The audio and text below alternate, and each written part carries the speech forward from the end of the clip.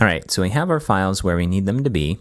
Now we have to do two more things. The first thing we need to do is to add a PSR-0 folder to our composer file. And the second thing we need to do is update our routes to use the new namespace for our leap year controller. So first, let's update our composer file. I'm going to jump back over to our resource pack directory, and I'll open up the 38th step, which is called composer.json, adding PSR-0 autoloading for our calendar component. Let's copy the code and paste it over the code in our composer.json file and save it. So the only change here is that we've added one more item to this PR0 key for our calendar, and we're pointing it to the same place as our simplex namespace. In order to complete this process, we need to run composer update. So I'll jump to the command line and I'll type composer.var.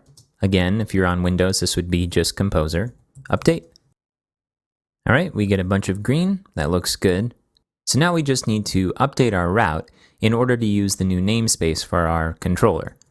So let's jump to the resource pack directory again.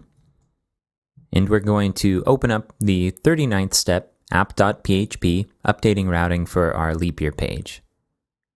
Let's copy the code and paste it over the code that's currently in the app.php file, and we'll save it.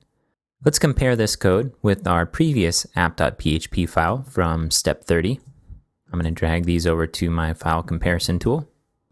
So this big chunk that's missing is our leap year controller, as well as what's now in our leap year class, the isLeapYear function here.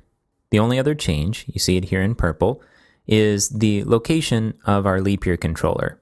Before, we could just call leap year controller because it was in the same namespace as this file. But since we've moved it out to its own file with its own namespace, we have to add that new namespace in. So that's going to be calendar controller leap year controller. We're still keeping the index action here.